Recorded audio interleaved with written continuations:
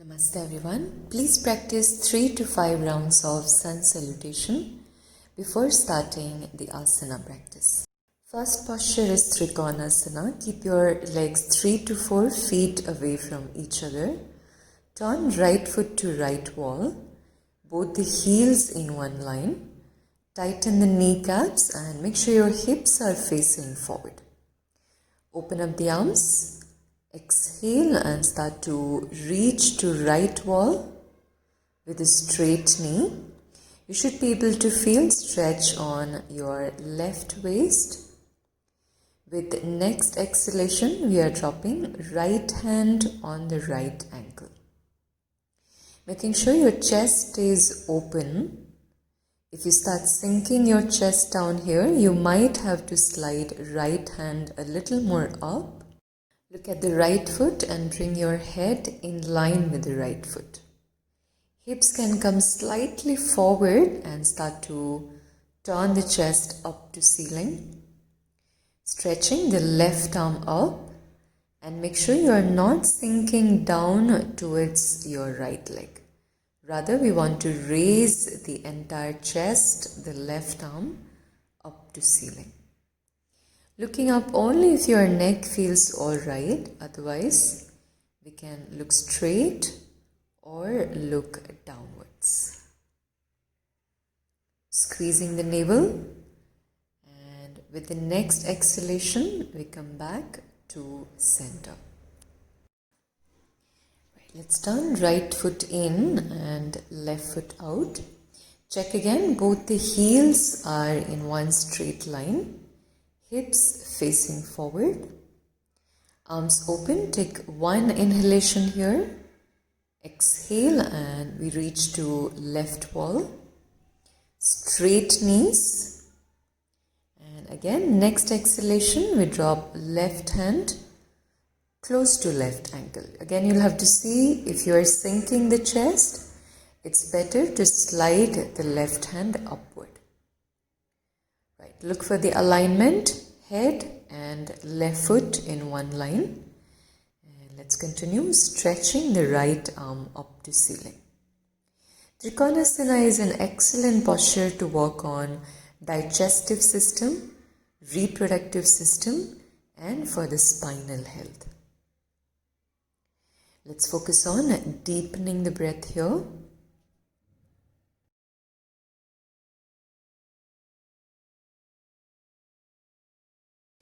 We take one more breath, exhale and come back to center.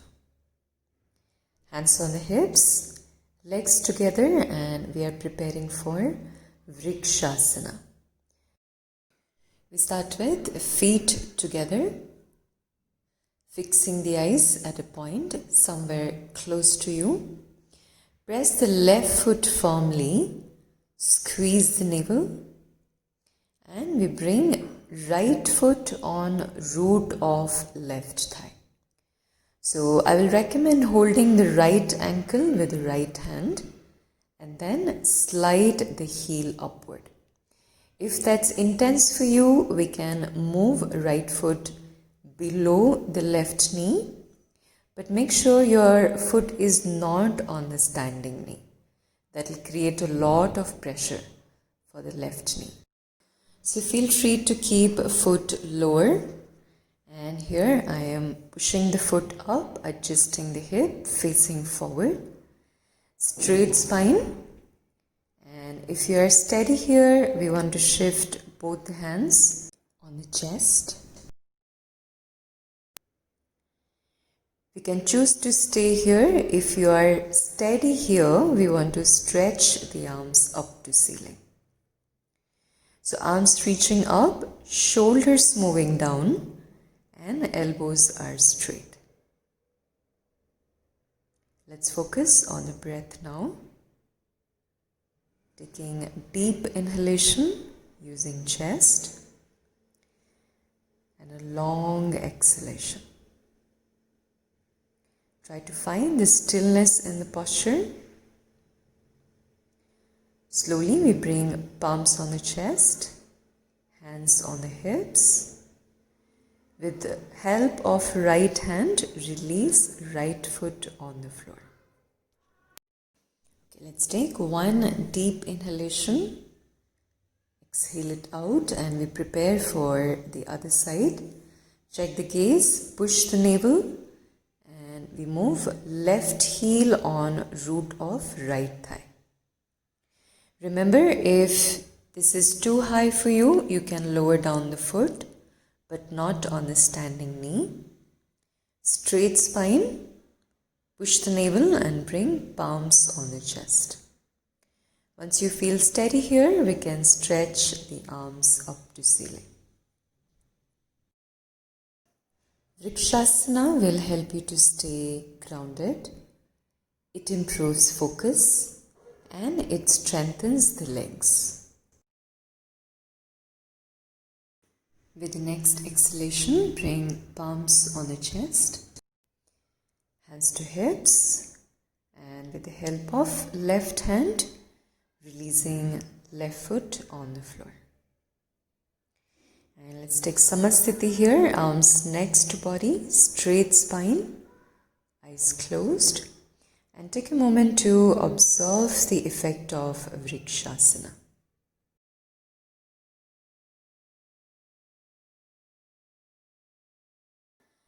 And now let's prepare for Dhanurasana. We lie down on the chest, keeping forehead on the floor, bend the knees and hold ankles from outside. Feet in line with the hips. We are keeping knees on the floor, inhaling, lift the chest up. This is Sarala Dhanurasana for the people with the back condition. And for people with no back condition, can work on lifting thighs and knees off the floor. Keep the toes active, which means they are pointing upward. And we want to look at tip of the nose, else eyes can stay closed. Make sure you are breathing here, working on lengthening the breath. Longer exhalation.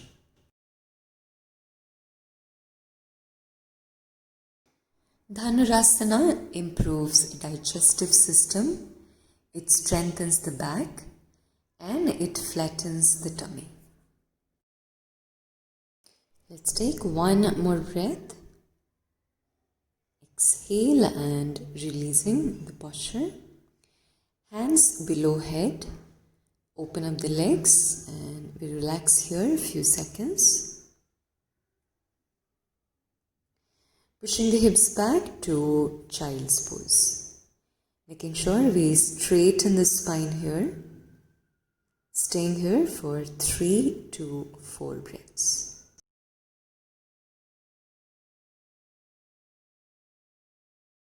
Let's come up and we sit down for Ardha Matsyendrasana. That's a spinal twist. So straighten the legs and we bring left knee on the floor, pointing towards your front wall. Right foot will come outside the left knee. Both the hip on the floor pointing forward. Pushing the right knee closer to chest and move left elbow outside right knee. If that's not comfortable, we can keep left elbow around the right knee. Pushing it closer. Keep the spine straight. And move right hand behind the hips. Try to bring both the shoulders in one straight line. And continue lengthening the spine. That will give you a better twist. Eyes are fixed on right shoulder. And remember to push the navel in throughout the posture. Breathing through chest. Ardha Matsyendrasana helps in detoxing the body. It's one of the best posture for diabetes and spinal health. It also brings balance between right and left brain hemisphere. Right. With the next exhalation, let's slowly release the posture. I'm showing you the pose from the side for better understanding. So left knee is on top this time, right knee stays on the floor. Moving right elbow outside or around the left knee. The left hand stays back. Make sure the spine is straight. We start to twist here, and people who find this easy can also try to hold left foot with the right hand, or the hand can also just stay on the ankle.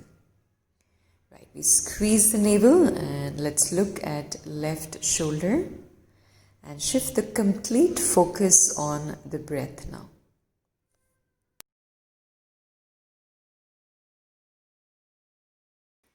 Try to hold each posture for at least 1 minute.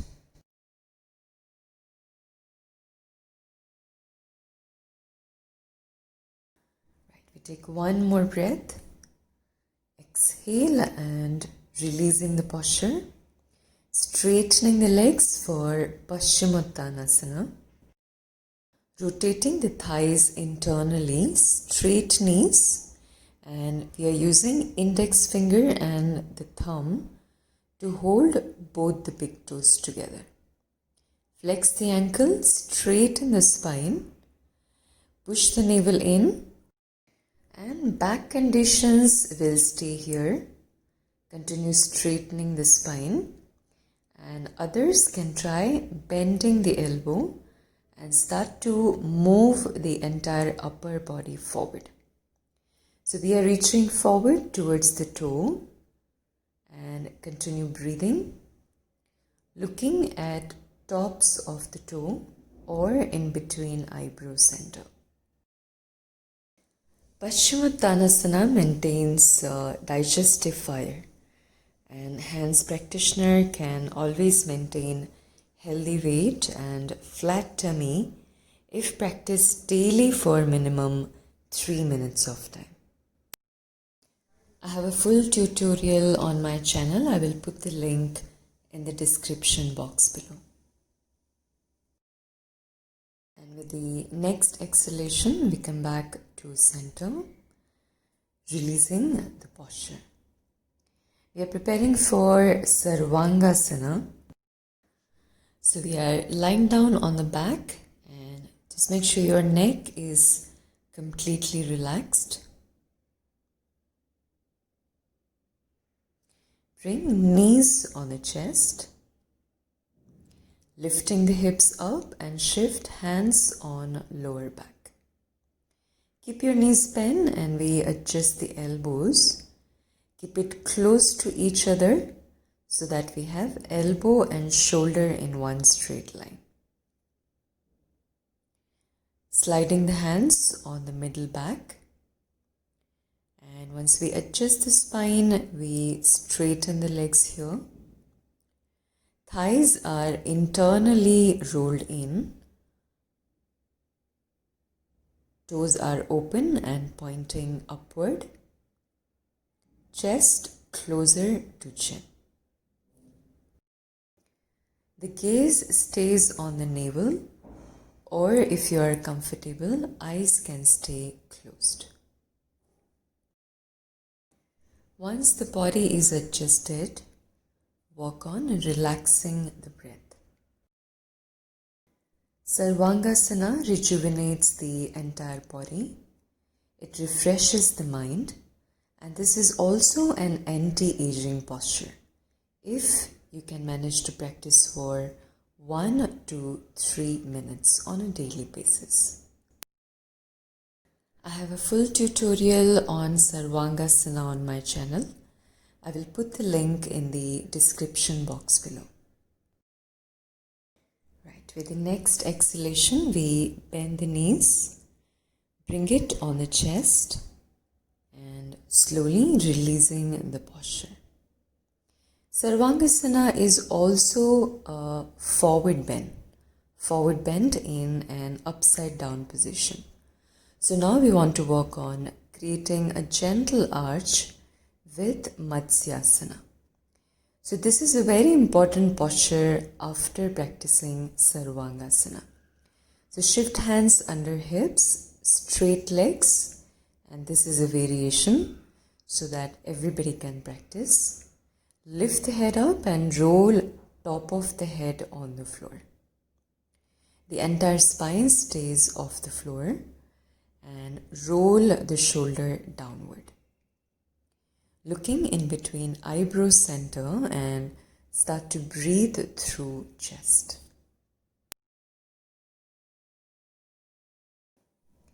Next exhalation, we lift the head up and release the posture. People with back condition can practice Setubandhasana, which is an alternate posture for Sarvangasana.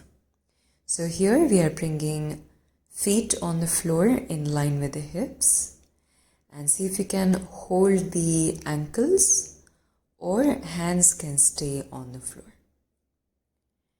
Right. With the next inhalation, we start to lift the hips up, roll the shoulders down and move chest closer to chin.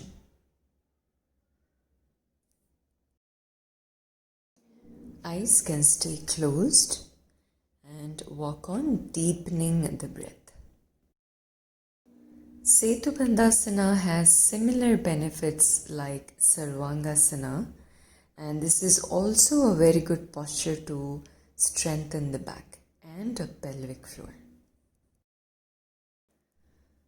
Try and hold it for somewhere between 1 to 3 minutes with the breath awareness. With the next exhalation, we release hips down, keep the knees bent and experience the effect of the posture on the spine.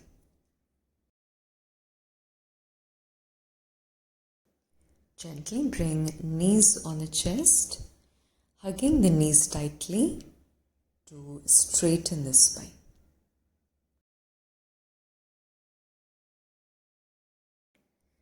Let's prepare for Shavasana, separating the legs. Legs almost on the edge of the mat. Lift the head up and check the body is in one straight line. Checking the neck, shoulder, relaxing. Arms next to body, palms facing the ceiling. Eyes closed. And make sure the body is completely relaxed and keep the body still for 3 to 4 minutes.